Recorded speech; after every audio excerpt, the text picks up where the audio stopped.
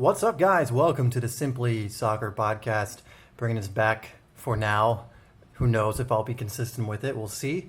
Just doing them when I feel like at this point in time.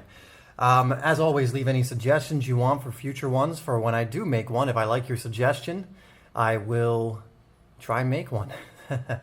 Anyway, guys, in today's podcast, I want to talk about something and probably a few things as we go on tangents from this original thing that I learned at an event recently. And although I kind of heard this information before, I think hearing it in a different way really helped it sink in a lot more. And the person I heard this from is a man named Peter Sage. If any of you know who he is, he's a very, he's like a serial entrepreneur, a very successful businessman, an all-around really cool guy. I got to meet him at the event.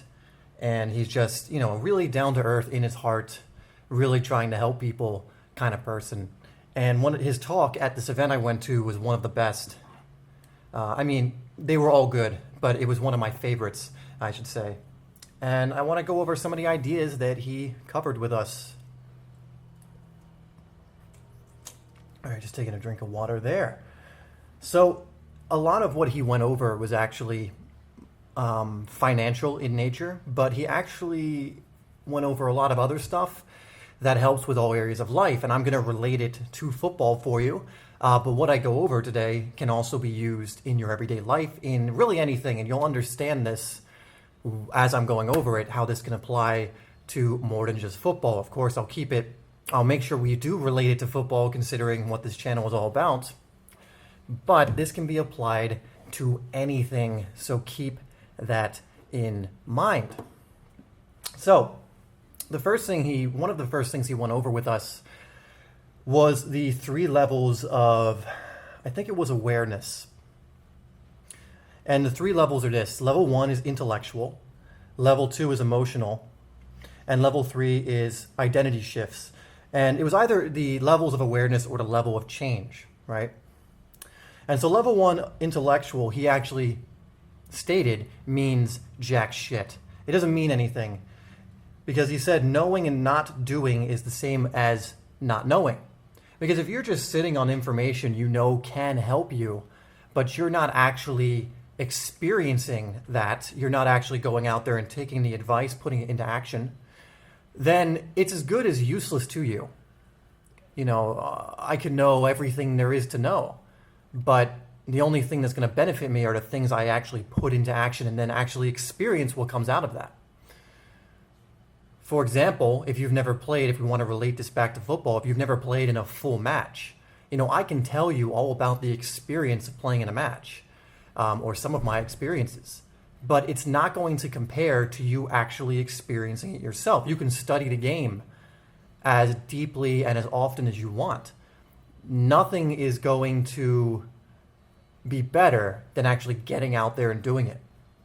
Now, having that intellectual side is important, but it's important when it's coupled with more things, or when it's coupled with action. Because if you just know something and do nothing, again, not much comes out of it. Now, doing something without knowing is much better, but also it's good to have that awareness. The analogy I like to use is, imagine you're in a dark room and the knowing is the light.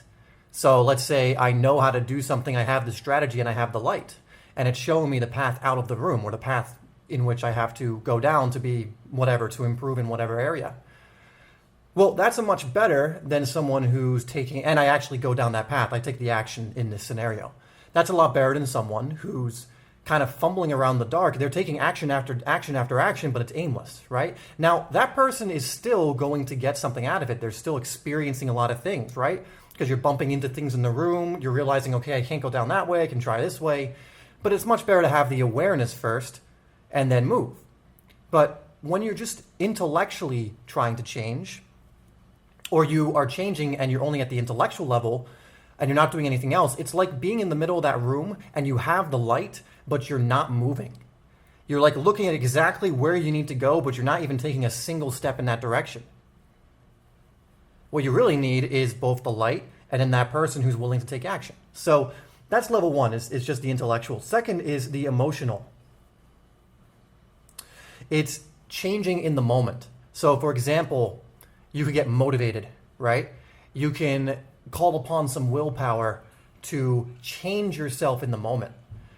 The problem with this is it doesn't last. Motivation doesn't last. He even went over how willpower is a very useful tool, but it's not a long-term solution, because there might be 1 or 2 days a week, maybe let's say, that you don't want to work out and you use your willpower to do it. But there are going to be other days when you don't have any willpower and you don't.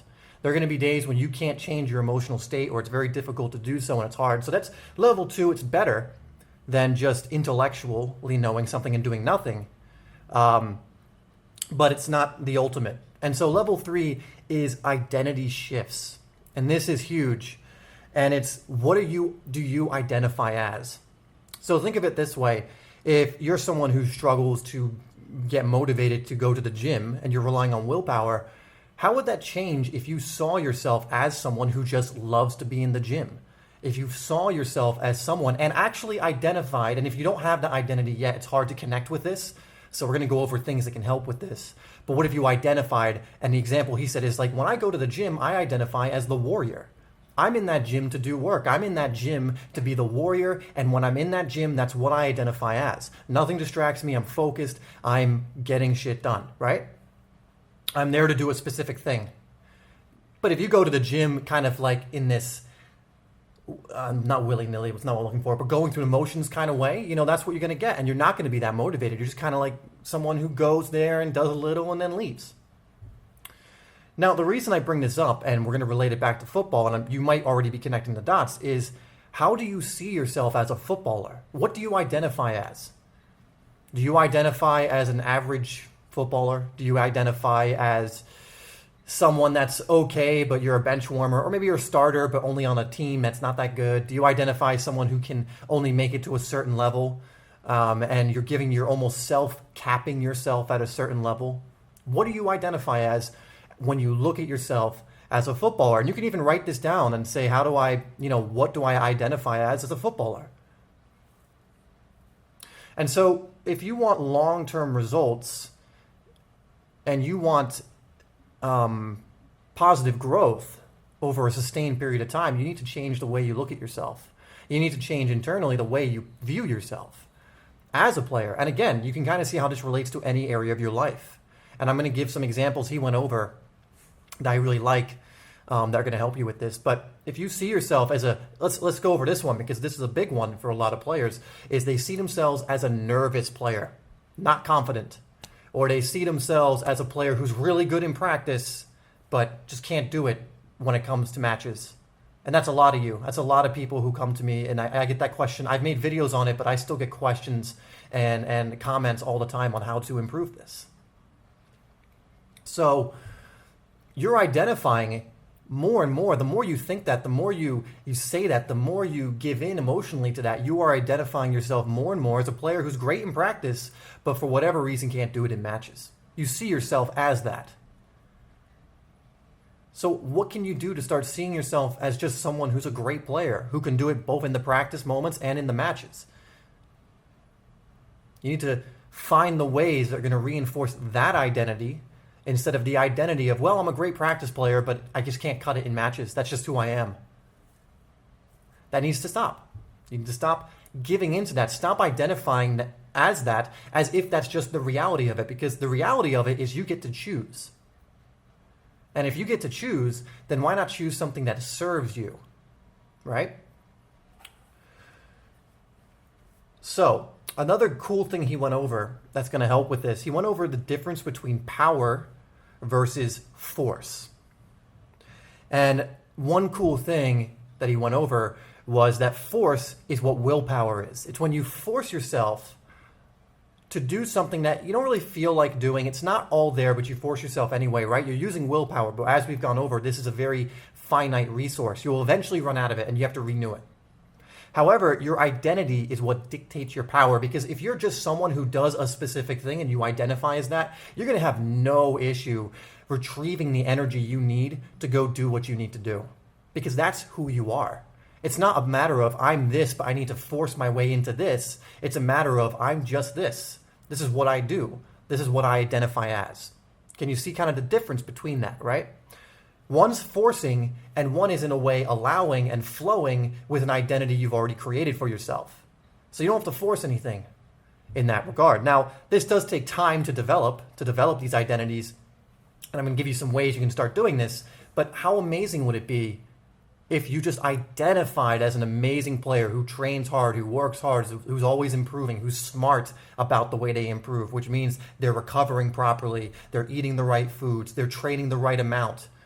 You know, how much would that benefit you if that's just what you saw yourself as, instead of someone who had to continually force and push his way there? Now, if you do that consistently, you'll eventually get there as well, sure.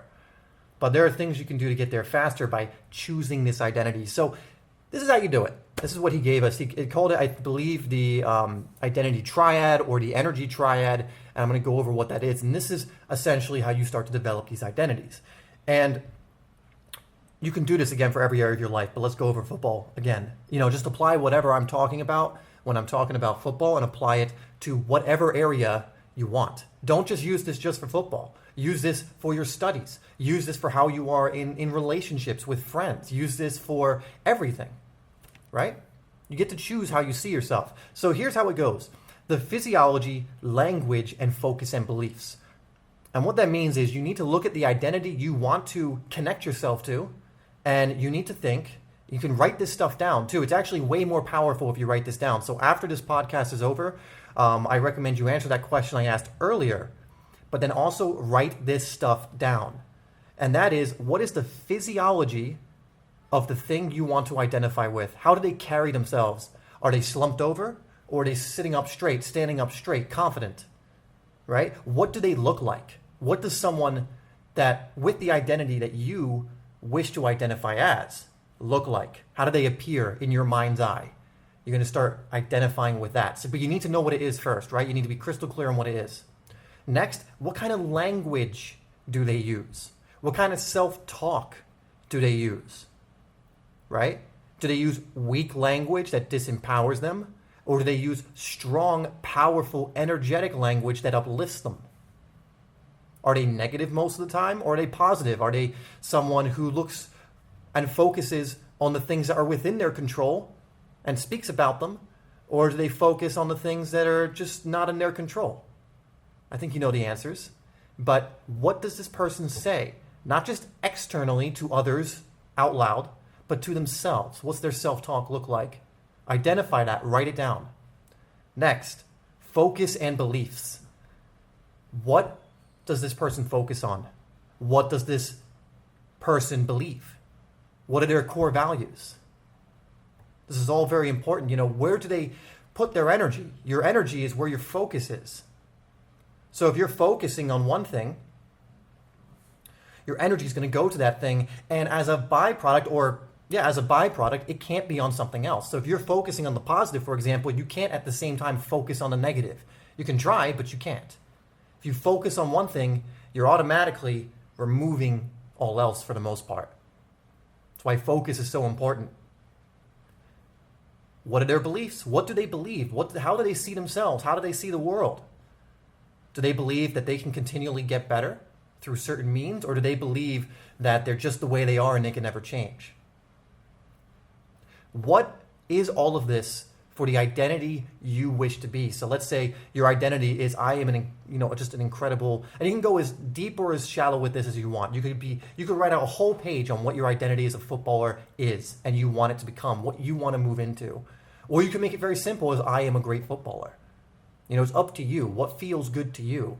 But then again, write out is the physiology, I'm pronouncing that wrong, physiology of that person, of this identity. Write this out.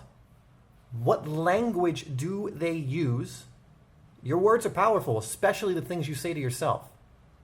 You know, they monitor what you say to yourself and others. What is the language they use? And what are they focusing on? And what are their beliefs? And once you're aware of that, you can start moving more into it. Because once you're aware of what you're going for, it's so much easier then to monitor what you're doing to see if you're aligning with that. You can then see, well, no wonder I'm nervous and not confident, because I'm doing these things that someone who is nervous and not confident identifies with. but I don't want that. And here's the identity I do want. And here is what that identity looks like. And then you can start tailoring your actions, your thoughts, your words to that instead of this thing that has not been serving you. And that's what it's all about, guys. Like, what identity is going to serve you? What identity is going to make you a better person, a better player, all around better? All right, so that's one part of it. Now, the cool thing, and what I've been alluding to, is he went over how identities are like recipes. You can write them down when you're conscious of them, and you can pick ones for different scenarios. And you may not know this, but you're doing this anyway. You have a different identity for when you're around your parents, a different identity for if you are a parent for when you're around your kids, a different identity for when you're around your friends, when you're at training, when you're in the gym by yourself, when you're alone. You act in different ways. So instead of allowing your past habits that have probably been unconsciously formed to dictate how you are in these situations, why not take conscious control of it and decide what you're going to be in each? So for example, going back to the gym example, you could be like, I am the warrior. I want to be, when I'm in the gym and it's time to work and it's time to improve myself physically and mentally, I am a warrior. And then write out what a warrior is to you. And whenever you go into the gym, if you constantly focus on that, you look at the physiology, language, focus, and beliefs of a warrior in your eyes, and you keep moving into that, you will eventually find that you're in the gym and you are the warrior. That's what you are. Same with football, same with the relationships. So write these down. Write them all down, the identities you want. And he gave a really great analogy explaining this, and I'm going to give it to you now. And in the book, The Four Agreements or The Fifth Agreement, they're very similar. They're by the same people, or his son. Well, basically the same people, same beliefs. They give an example of this, and I'll give you that too. But I'm going to give you what he gave us because I thought it was really cool. And he said, the thing is, you are the actor. And throughout your day, you're playing different characters. And this is the way he explained it. He said, imagine Daniel Craig. For those of you who don't know, he's the guy who plays James Bond. So imagine you're Daniel Craig on the set of James Bond. So you're on a movie set, right? And he's in character. Daniel Craig is playing James Bond. He's playing a character. And let's say you're in a scene where you're fighting the bad guy, who's another actor playing a character, which is the bad guy. And you're fighting, and then the director says, okay, that's good, guys, cut, 10-minute break. And Daniel Craig then, he walks onto like the Starbucks on lot or whatever, and he sees the guy, the actor who he was just fighting, whose character who he was fighting in the movie, and then Daniel Craig goes up to him, takes his feet out from under him and pins him to the ground. What do you think the guy would say to him? He'd say, what are you doing, Daniel? You're out of your mind. What the hell are you doing? Now, why is it that most likely, in reality, Daniel Craig goes up to that guy and goes, oh man, dude, that was such a great scene. I loved when you improvised this. That was so cool. It's, yeah, we should try this when we go back on set and blah, blah, blah. Because Daniel Craig is now not the character of James Bond. He's offset. He's something completely different now. You are the actor playing these different characters in different areas of your life. And you can choose what those characters are. You get to choose the script, more or less. You get to choose the script of your life. You get to choose the script of what you want to do in different situations. He gave another example of this, but it's a bit raunchy, so I'm not going to share it here. But essentially, you wouldn't want to be the warrior identity in a situation that doesn't call for it. Like in a more loving, peaceful, it's time to rest kind of situation, right? You wouldn't want to be the guy who's like, I've got to, lift these weights, got to get it done, got to be determined, got to be rugged, right? You wouldn't want that. So you are not the character. You're the actor choosing the character in each moment. Hopefully that makes sense. Now, the Four Agreements, the Fifth Agreement gives another example of this. And the example they give is imagine you're in a mall. And the only thing in the mall are these movie theaters. And there's like these little movie theaters lining the mall. It's like tons of them. And you go in to one of these movie theaters and there's just one person there sitting. And you just sit behind them and you start watching this movie. And a few minutes in, you realize, holy crap, this is the movie of my life through my own eyes. And you start seeing how you view everything, including the people around you, the situations, and all that, right? And you actually notice the person in front of you is actually you, but they're so focused on this movie screen they don't even notice you. But this whole time they're putting on these definitions and they're creating these belief systems around the people in their life. They're creating these different scenarios. They're playing these different characters, yet the real person's just sitting right there watching this all happen. And then you leave the movie theater and you go into another movie theater. Let's say it's your best friend's story now. And your best friend's sitting there, doesn't notice you. He's just focusing on his story. And then you take a look and see how he views you in his story, and you kind of look at it and go, wait a second, that's nothing like I am. I'm nothing like that. Why does my friend see me like that?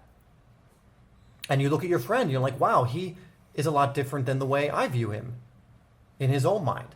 And really the point of this is we all can create the way we view things, the way our perspective on things, and everyone has it differently. So there is no true, like, this is what it is. This person's just this way. No, it's not this person is this way. It's the way you view that person. So I think the point I was trying to make with that, because I kind of lost my initial thought here, was you get to choose the way you see yourself always. And in fact, you have up until this point. You just may not have been as conscious of it. And if you start bringing your conscious attention into it, you start identifying what you actually want to identify as. You do that triad, that identity triad, and you actually start consciously moving towards that. You're going to find that sooner or later you're being that, and that it's no more false or true than the identity you were being before. It's just you had different habits before. You were moving unconsciously, and you had to identify as something. So why not take conscious control of it? And he said, let me see if I can find it here. But he said the most important identity is just I am, period. Just I am, full stop. And that's a whole different discussion. But I believe what he's saying there is that's when you fully realize, wow, I am the actor who can mold himself and adapt no matter what. And I just am. I can be anything that I want in any moment. But that's a whole different conversation. He also went over to how one of the most important states, and this is a big one, is total certainty. Being totally certain in yourself, totally certain in what you're doing. Bringing in doubt rarely serves you. I would say 99.9% of the time it doesn't. That whole programming is within us because back thousands of years ago, we needed doubt to avoid the lion or the tiger that would literally kill us. Whereas now, we have doubt going into social situations, or we have doubt going into a football match, or we have doubt in so many other mundane things where they're not life-threatening even a little bit. So that's just another thing to throw at you. Okay, so let's recap this, as I am running out of time. You're going to hear a ding in about a minute, 30 seconds. So first thing is understand that you have control more than you realize of how you identify. Number two, understand you want to choose an identity for different situations that actually serves you, consciously serves you. If you see yourself as an unconfident player, you see yourself as someone who lacks in certain areas, and that's just the way it is, that does not serve you. And it's also not truth. You can change that. Change it to something that actually serves you. We went over the 3 levels of, I think it was awareness or change, intellectual, emotional, identity shifts. We went over the triad. We went over willpower versus power. Yeah, and it's a lot to take in, guys, but I can promise you, this is stuff I'm working with now. I'm trying to also, or I am molding different identities for myself, understanding that I am the actor I am, but that in different situations I can mold my character in the way that I see fit, in what serves me, that in the best way I want to show up to the world, and you absolutely can as well. So what I recommend you do is you go back, if you haven't already, to hear the questions I asked and actually write them down and answer them, to write down the triad, it's physiology, language, and focus and beliefs, and then to actually start creating the identities you want for different areas of your life. Start with football, because that's what this is all about right now. Yeah, there's the ding. That's what this channel is about. So start with football, but I also really encourage you to start doing it in other areas. And I think once you see this working for you as a footballer, and I've had many players come to me because I've given similar advice in the past who have said, I've improved so much because my confidence has improved, or this has improved, I see myself differently, whatever it is. You'll start wanting to do it for other areas. You'll naturally want to, because you'll see the power of this, the power of the way you view yourself. All right, guys. And also another thing I'll say is if you want to learn more about power versus force, now as a disclaimer, I have not read this yet, but at the event, this book kept getting mentioned time and time again. When I'm back in the States, I'm going to get it. I'm in Mexico right now for another couple weeks. But when I'm in the States, I'm going to get it. It's called Power versus Force. And apparently it's an incredible book to start learning more about this stuff. And how you can, essentially put energy in the areas you want in your life, the difference between willpower and your actual power, all this different kind of stuff. It's going to go much deeper than this. So that is something you can pick up. I will talk about it more once I have it and I've actually read it myself. Anyway, guys, I hope you enjoyed this. I thoroughly enjoyed this podcast. Let me know any other questions you have, anything you're struggling with, anything that I'm talking about that you want more clarity on. If I can give you more clarity, I will. So leave comments about that.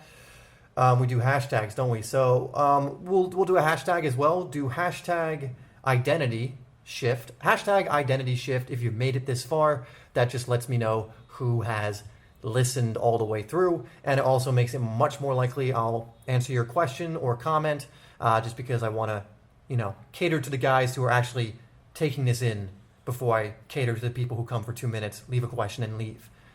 Which is fine too. It's all choice, right? Anyway, guys, thank you so much for tuning in to this podcast. I really appreciate all of your support. I hope you got something out of this. I hope this is helpful to you. And I will see you in the next video or podcast. Take care, guys.